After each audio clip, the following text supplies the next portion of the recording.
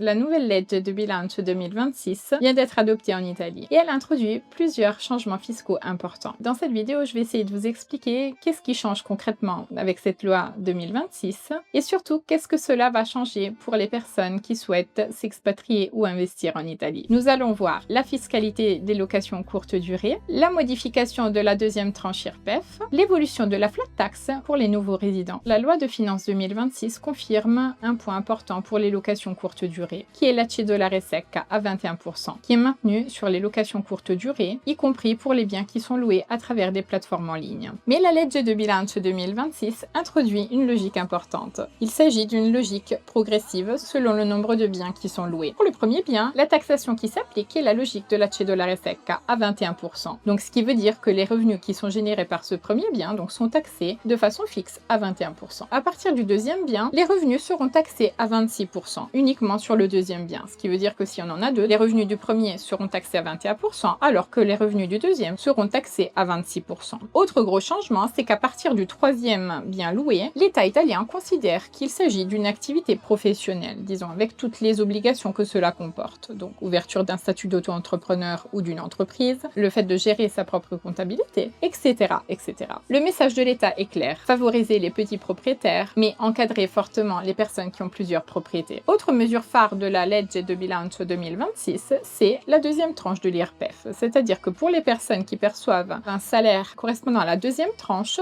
donc elles auront une taxation plus basse. Donc la deuxième tranche de l'IRPEF passe donc de 35% à 33% pour les revenus jusqu'à 50 000 euros. Donc cela veut dire qu'on aura une taxation un petit peu plus avantageuse. Donc une bonne nouvelle pour les personnes qui ont un revenu intermédiaire. Enfin, la legge de bilancio 2026 modifie aussi un régime très connu, qui est celui de la flat tax italienne, destinée aux personnes fortunées qui s'installent en Italie. Disons que cette flat tax a deux volets. Donc la partie destinée aux personnes retraitées qui s'installent dans une commune de moins de 20 000 habitants dans le sud de l'Italie et qui peuvent prétendre une taxation à 7%, et le volet qui concerne les personnes fortunées. Le volet qui change donc s'adresse aux personnes fortunées. Cette loi permet de payer un impôt forfaitaire annuel sur les revenus étrangers, au lieu d'une imposition progressive. Ce qui change réellement avec cette loi, c'est que l'impôt annuel passe de 200 000 euros à 300 000 euros, avec un supplément de 50 000 euros qui est prévu pour chaque membre de la famille, au lieu de 25 000 euros qui était prévu l'année dernière. Là aussi, disons que la legge de bilancio 2026 marque une orientation claire de la politique fiscale italienne. Plus de contrôle sur les locations touristiques, un allègement ciblé pour les revenus intermédiaires, une sélection plus stricte des régimes fiscaux